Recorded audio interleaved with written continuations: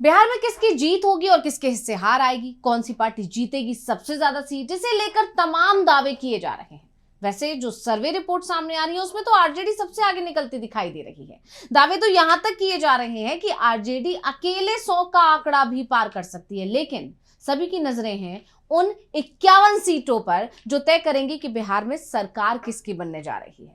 अगर 51 सीटों पर आरजेडी का दबदबा कायम रहा या इस बार दबदबा देखने को मिला तो फिर बिहार में महागठबंधन की सरकार आसानी से बन जाएगी। ये 51 सीटें पीएम मोदी की लोकप्रियता का टेस्ट भी मानी जा रही हैं, लेकिन जो सर्वे रिपोर्ट्स आ रहे हैं उसमें तो पीएम मोदी की लोकप्रियता इस बार घटती हुई दिखाई दी गई है।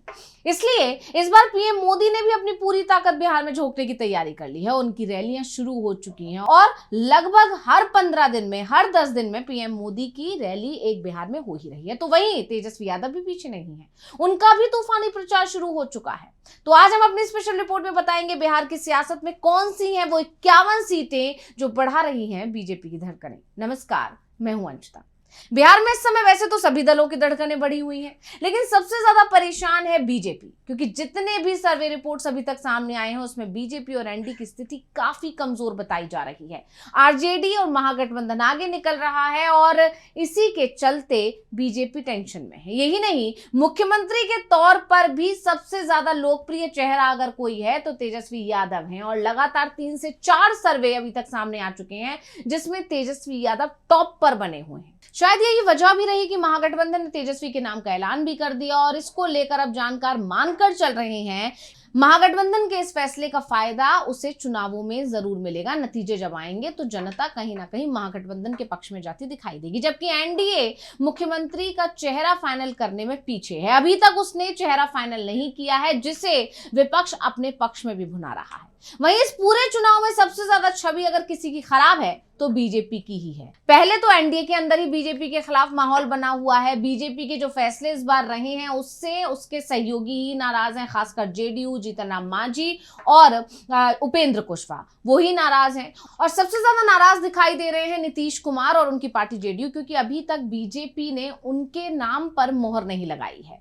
बीजेपी अभी तक मुख्यमंत्री का नाम फाइनल नहीं कर रही है और इसीलिए बीजेपी की मंशा पर शुरुआत से सवाल खड़े हो रहे हैं। खासकर एसआईआर प्रक्रिया से तो बिहार की जनता भी बीजेपी से नाराज हो गई है, क्योंकि जनता को लगता है कि चुनाव आयोग और बीजेपी के बीच मिली भगत है। बीजेपी को फायदा पहुंचाने के लिए ही जल्दबाजी में चुनाव आयोग ने यह प्रक्रिया करवाई और जनता के इस गुस्से का फायदा विपक्ष को मिल भी सकता है, जिसका अंदाजा वोटर अधिकार यात्रा को मिली सफलता को देखकर ही लगाया जा सकता है। जिस तरह से इस यात्रा में लोगों की भीड़ जुटी, राहुल गांधी और तेजस्वी के नेतृत्व में जिस तरह से बच्चे के जुबान पर वोट चोर गद्दी छोड़ का नारा गूंजा, उससे बीजेपी के पसीने भी छूट गए हैं। यहां तक कि अमित शाह की रैली में उनके समर्थकों ने ही वोट चोरी का जिक्र कर बता दिया था कि राहुल का संदेश उन तक पहुंच गया। आपको याद होगा अमित शाह बिहार दौरे पर थे और उन्होंने अपनी एक सभा के दौरान अपने समर्थकों से पूछा कि आप लोग जानते हैं कि राहुल गांधी यहाँ क्यों आए थे। तब वोट चोरी का मुद्दा उनके समर्थकों ने याद दिला दिया था। अभी ये राहुल बाबा यात्रा कर गए ना भाई। यात्रा का विषय क्या था उनका बताओ तो जरा। अरे यार, वोट चोरी नहीं था। और उस समय अमित शाह का चेहरा देखने लायक था, जिससे बीजेपी डरी हुई है, क्योंकि 51 सीटों पर बीजेपी बहुत ज्यादा फंसी हुई है और ये वही 51 सीटें हैं जो तय करेंगी कि बिहार में इस बार किसकी सरकार बन सकती है। ऐसा इसलिए क्योंकि राजद की 142 कुल सीटों में 51 पर भाजपा से लड़ाई है, यानी कि आमने सामने की लड़ाई है। आप जानते हैं बीजेपी बिहार में 101 सीटों पर चुनाव लड़ रही है, यानी बीजेपी की 50% से ज्यादा सीटों पर लड़ाई सीधे आरजेडी से है।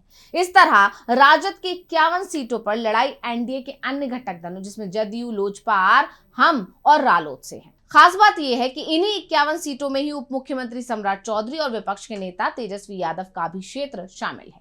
इन दोनों ही सीटों में क्रमशः तारापुर और राघोपुर में भी भाजपा और राजद के बीच लड़ाई है। भाजपा के दोनों पूर्व सांसद दानापुर से रामकृपाल यादव और सीतामढ़ी से सुनील कुमार पिंटू की लड़ाई भी राजद प्रत्याशियों से है।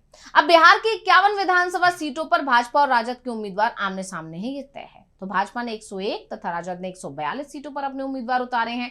इस तरह देखें तो भाजपा की सबसे ज्यादा सीटों पर लड़ाई राजद से होगी। वहीं शेष 50 सीटों पर भाजपा की टक्कर कांग्रेस और महागठबंधन के अन्य घटक दलों से है। अब राजद और भाजपा ही ऐसे दो दल हैं जिनको साल 2020 के विधानसभा चुनाव में सबसे ज्यादा सीटें मिली थी। आपको याद होगा, राजद को 75 सीटें मिली थी तो वहीं भाजपा को 74 सीटें प्राप्त हुई थी। इस बार इन 51 सीटों में से कौन कितनी सीटें जीतेगा ये तो खैर चुनाव परिणाम ही बताएगा, मगर इतना तय है कि इन सीटों पर सबकी नजरें हैं। मालूम हो कि भाजपा ने 16 अक्टूबर तक अपने सभी 101 उम्मीदवारों की सूची जारी कर दी थी, वहीं राजद ने 20 अक्टूबर को अपने सभी उम्मीदवारों की सूची सार्वजनिक की थी। तो बिहार विधानसभा चुनाव 2025 के ऐलान के बाद से सियासी पार्टियां अपना पूरा जोर लगा रही हैं। लगातार चुनाव प्रचार चल रहा है, चाहे बीजेपी की तरफ से हो, चाहे एनडीए के लोगों की तरफ से हो, या फिर महागठबंधन के नेता हो, या तेजस्वी यादव हो, राजद हो, हर कोई चुनावी मैदान में अपना दमखम दिखा रहा है। लेकिन सियासी दल सीटों के समीकरण को लेकर मातापच्ची भी कर रहे हैं। मगर इस बार के विधानसभा चुनाव में जीत की चाबी ये 51 सीटों के अलावा कुछ 52 सीटें हैं, वो भी हो सकती हैं, जहां 2020 के विधानसभा चुनाव में 5000 वोटों से भी कम अंतर रह गया था। अब ये 51 सीटें जिनके बारे में हमने अभी जिक्र किया, ये वो सीटें थी जिसमें आरजेडी और बीजेपी आमने सामने हैं, जिसमें बीजेपी की चिंता बढ़ी हुई है। अब कुछ 52 सीटें ऐसी भी हैं जहां पर पिछले बार के चुनाव में यानी 2020 के चुनाव में 5000 से भी कम का अंतर रह गया था। अब इन सीट्स ने भी बीजेपी की चिंता बढ़ा रखी है। आप जानते हैं कि बिहार विधानसभा चुनाव 2025 के ऐलान के बाद से सियासी पार्टियां अपना पूरा जोर लगा रही हैं, लेकिन इन सब के बीच सियासी दल सीटों के समीकरण को लेकर मातापच्ची भी कर रहे हैं। मगर इस बार के विधानसभा चुनाव में जीत की चाबी 52 सीटें हो सकती हैं, जहां 2020 के विधानसभा चुनाव में बहुत ही कम अंतर देखने को मिला था। ये सीटें इस बार दोनों गठबंधनों के लिए निर्णायक रणभूमि साबित हो सकती हैं, क्योंकि ये करीबी मुकाबले इस बात का संकेत है कि बिहार में मतदाता पूरी तरह बारीकी से तय करते हैं कि कौन उनके इलाके की नुमाइंदगी करेगा। अब इसको समझने के लिए पहले 2020 में समीकरण क्या रहा था वो समझ लेते हैं। तो आपको बता दें कि पिछले विधानसभा चुनाव में राजद 75 सीटों के साथ सबसे बड़ी पार्टी बनकर उभरी थी, वहीं भाजपा 74 सीटें जीती थी। पूरे गठबंधन की अगर बात करें तो एनडीए को कुल 125 सीटें मिली थी, जबकि महागठबंधन को 110 सीटें मिली थी। इनमें से करीब 52 मुकाबले वाली सीटों में से राजद ने 15 सीटें, कांग्रेस ने 9 सीटें, वाम दलों सीपीआई, सीपीएम, सीपीआई-एमएल ने एक सीट, वहीं जदयू ने 13, भाजपा ने 9 और वीआईपी और हमने एक सीट जीती थी।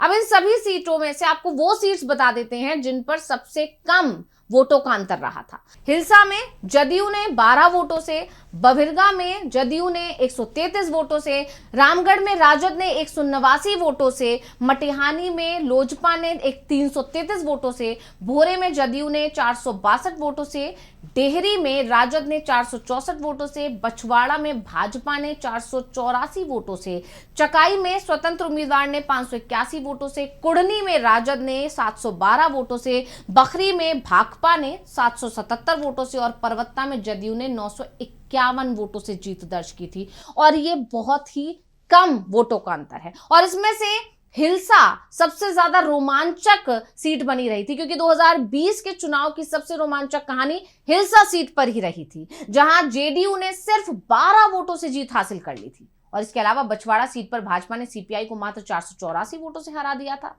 तो कई ऐसी सीटें थी जहां जीत हार का फैसला कुछ 100 वोटों में सिमट गया, जो ये दिखाता है कि बिहार की राजनीति कितनी प्रतिस्पर्धी हो चुकी है। और इसी तरह लोकसभा चुनाव जब हुए, जो कि 2024 में हुए थे, उसमें इन 52 सीटों पर मतदाताओं का झुकाव थोड़ा बदला नजर आया। इनमें से 20 सीटों पर एनडीए को बढ़त मिली, जबकि विपक्ष केवल 6 सीटों पर आगे रहा। तो उदाहरण के तौर पर दरभंगा ग्रामीण सीट है, जहां 2020 में राजद ने बढ़त ली थी, लेकिन 2024 लोकसभा चुनाव जब हुए तो यहां भाजपा 24,075 वोटों से आगे रही। यह आंकड़ा बताता है कि इन सीटों पर मतदाता का मूड हर चुनाव में बदलता है और अब ये तय करेगा कि अगली सरकार किसकी बनेगी। यानी अगर लोकसभा चुनाव में मतदाता का मूड बदल गया था, तो अब एक बार फिर जब 2025 विधानसभा चुनाव बिहार में हो रहे हैं, तो फिर मतदाता का मूड बदल सकता है। और इसी तरह 2025 में असली लड़ाई इन्हीं सीटों पर देखने को मिलेगी। इस बार का विधानसभा चुनाव वोटों के सूक्ष्म अंतर की जंग बन सकता है। एनडीए और महागठबंधन दोनों ही इन 52 सीटों को फोकस जोन के रूप में देख रहे हैं। दोनों गठबंधन इन इलाकों में जनसभाओं, प्रचार, यात्राओं और प्रत्याशियों की घोषणा को लेकर बेहद रणनीतिक रुख अपना रहे हैं, क्योंकि वो जान रहे हैं कि ये 52 सीटें ही जीत और हार तय करने वाली हैं। और फिलहाल जो सर्वे रिपोर्ट्स आ रहे हैं या पुराने जो समीकरण हैं वो इसी तरफ इशारा कर रहे हैं कि फायदा महागठबंधन को हो सकता है। तो स्पेशल रिपोर्ट आपको कैसी लगी हमें कमेंट करके अपनी राय जरूर दीजिएगा। इसी के साथ मुझे दीजिए इजाजत। देखते रहिए डीवी लाइव। नमस्कार।